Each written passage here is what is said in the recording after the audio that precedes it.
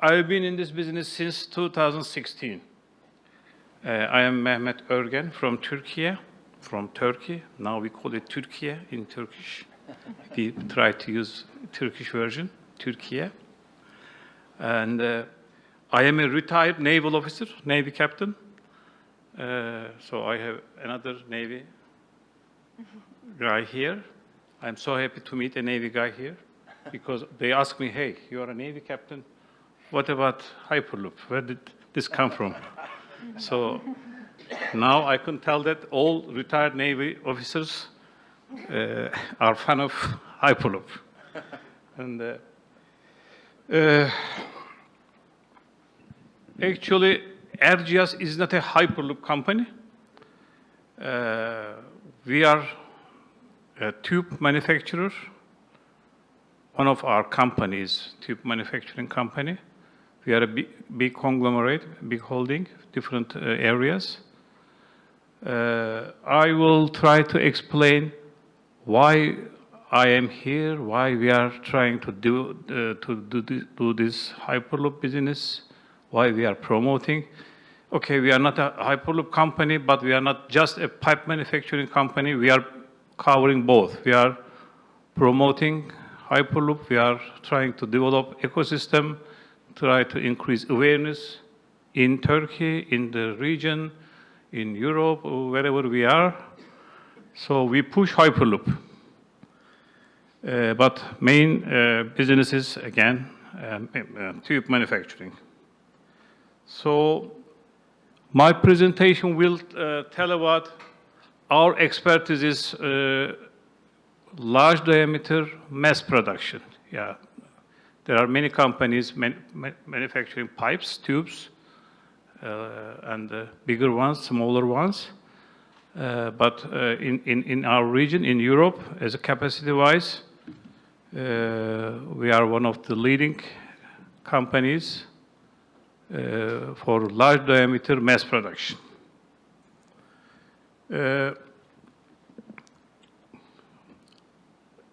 As I said, we are a holding company. Our main business is steel pipe. Second expertise is railways. We manufacture freight wagons. We have solar and wind power plants. We invest in energy. We have e-mobility branch.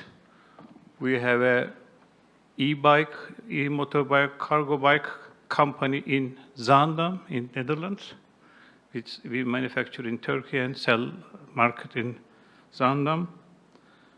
And also in transportation, you see through Hyperloop, we try to work with on Hyperloop since 2016. So this is the history of the conglomerate. You see the mouse? Yes. Here in 2016, Hyperloop starts, and 2022, we had an agreement with Hyperloop TT. So the rest is on the screen. These are the map of operations in Turkey. We have two facilities for pipe manufacturing. One is in the north, one is in the south. South is for the Eastern Mediterranean pipe requests, pipe needs. The north one is Black Sea and the European pipe requirements. And the other companies, as I said, in Spain and Netherlands. We manufacture oil and gas pipelines, water pipelines, and piling pipes. These are the two facilities that I mentioned. These are the characteristics of the pipes, but these don't mean that we manufacture the pipes and sell it, or these are the only characteristics that we can manufacture. Based on the customer needs or their research development, their engineering results, we can manufacture whatever the customer requests. We are exporting almost 90 countries, around 90 countries all over the world. Even in Canada, we sell to Canada, Brazil, Mexico. Lately, not US, we were, but lately not. In the toughest conditions, our tubes are still working in the mountains, in the desert, in Canada, British Columbia, we have the pipes there.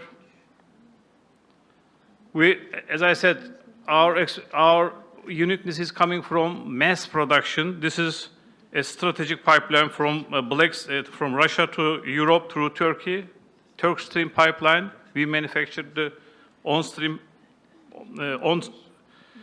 onshore part of this pipeline. And the second one is TANAP, is another strategic pipeline from Caspian Sea to Europe, 1,850 kilometers. We manufactured 1/3 of it in a very short time. This is one of the, in that time, this was the first one, the largest pipeline project a single manufacturer undertook, 1,300 kilometers in the desert in Algeria. These are another large diameter, 3.2 meters diameters pipelines. You see the truck in it. This is in Turkey, a water supply project. No, it was 3 meters, but this one is 3.2 meters. In Morocco, again, a water pipeline project. So these are the pipes we manufactured so far, and the Hyperloop is outer diameter.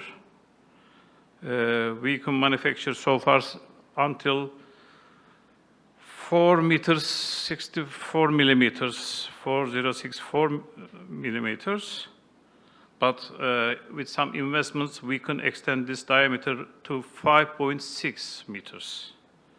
So I am showing one of our colleagues that Hyperloop will be like this. 2 weeks ago, there was a technology fair. Also, we had a showcase on Hyperloop, Erciyas, and our tubes.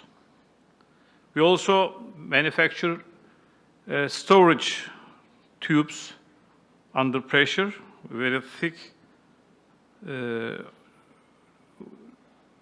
and the test pressure is 159 bar. These were also the thickest tube in that time that we produced. We are trying to put in our innovative products, other than Hyperloop tubes, hydrogen tubes, and lately also carbon storage for carbon carrying tubes. Our research development guys working on 3 different tubes. Another expertise, as I said, we have freight wagon. We manufacture freight wagons and the export, mainly Europe, Switzerland, Germany, Iraq, Middle East countries. This is an interesting one. This is actually a pipe. We made a tank wagon from pipe.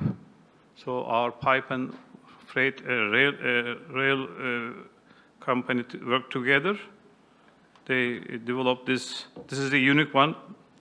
You don't see another one like this. This is a spiral welded tank wagon from pipe. And we put some smart characteristics on it. As I said, we have e-mobility. This is fancy thing, so I skip this. Yes, different power plants on renewables. Why I am telling this? If you combine all of these, pipe and wagon or pod going through and covered by renewable energy, solar, and it's a mobility product. So we were in Hyperloop for years, but maybe 7 years ago, we realized that we are a Hyperloop company. So in this picture, yes, the first mile and last mile with our e-products, now with train and the fast train, maglev train, maybe later on Hyperloop. So, and other than manufacturing, as I said, we are trying to develop, increase awareness, and be a leading role in our region. We are in contact with, there is no exclusivity with any company. We work with almost all Hyperloop companies. We started with Hyperloop TT in 2016, and Dirk and Andres, I met with Dirk through LinkedIn. So we met in Istanbul. He came for an innovation conference. We went to our factory and saw the pipes, and Andres is here. So we started a cooperation with HTT, and last year, in 2022, we signed an agreement to build a project, 5-kilometer real-size project, functional. Still, but after signing on 15th of February, the war broke out. A week or 10 days later, Russia-Ukraine war. So the steel provider was a Russian one. So later it is eliminated. Still working on providing material now. Hyper transfer project is in the agenda all of a sudden. Everybody is surprised. Actually, we are not surprised. We have been following for 2 years, I think. It was in the agenda. Many consortiums were trying to have this. And hopefully, we would like to work together with this consortium as well. As I said, in all of these leading companies, we are in contact. Maybe the only company I am missing is Virgin, Hyperloop One. They are also missing here. So they are somewhere, but I don't know where. Yes, my colleague, Mars wasn't there, but we visited their facilities twice or 3 times, I don't know how many times. We are developing good relations, and hopefully we will work on this project as well, European Hyperloop Center. We would manufacture in the first phase, but because of transportation issue, we didn't. And we will look for the second phase.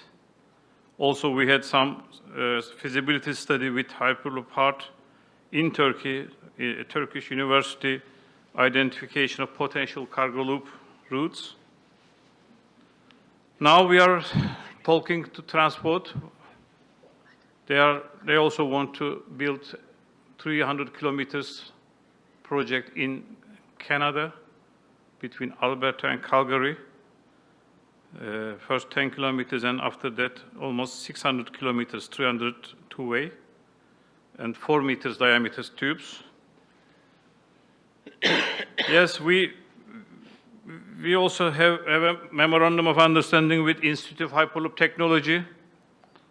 They have their test track, maglev test track in Emden, 32 kilometers, 31.5 kilometers. They want to build a 4-meter diameter Hyperloop test track instead of this current one. So we are in the consortium, signed the MOU. If EU gives enough funding, if they find enough funding, hopefully we will work together.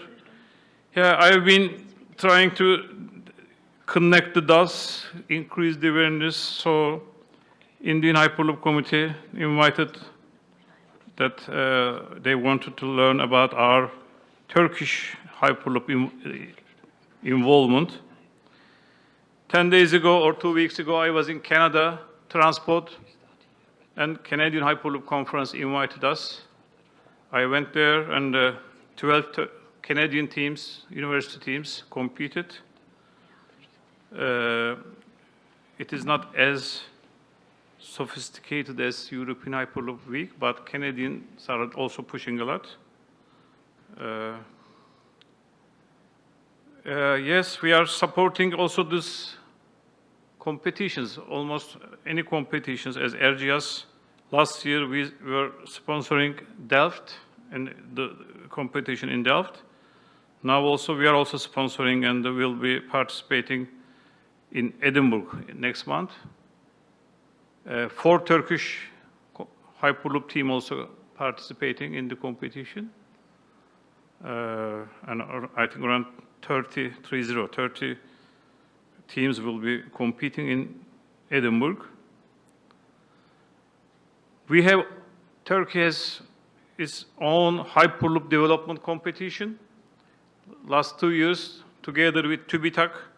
TÜBİTAK is the scientific technology highest body in Turkey, and they led and we supported and we built a Hyperloop tunnel in Istanbul, 208 meters. Last year, 37 Turkish universities. Yes, 37 Turkish universities have their own Hyperloop teams in Turkey. So they want to develop their own solutions. And this year as well, we had another competition. Transspeed came. Zeleros and UPV would join us, but because of the earthquake, the event was delayed and the time didn't fit. Only Transspeed came. Zeleros, UPV, and Eurotube were planned but couldn't attend. So in this year, we had 17 teams from 26 universities competed in this competition. Okay, let me check. I will show you.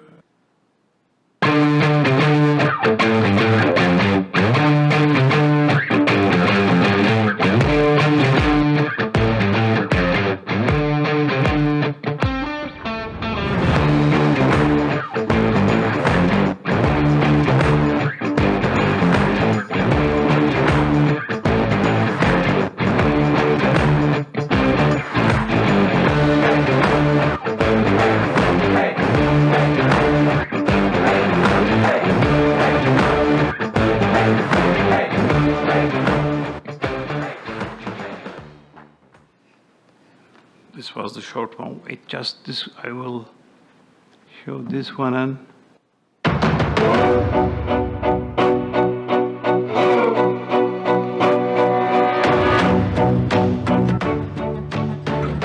We have 2 tunnels. One is for vacuum, the short one, 12 meters.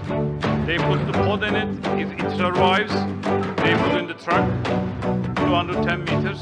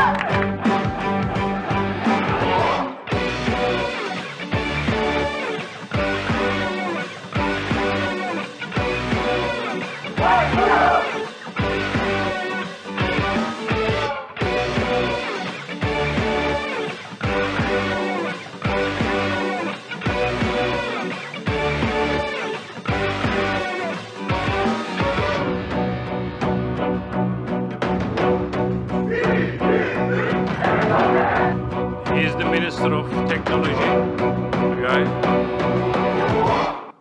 So that's it. From Erciyas and from Turkey, what we are doing on Hyperloop. Thank you. Thank you.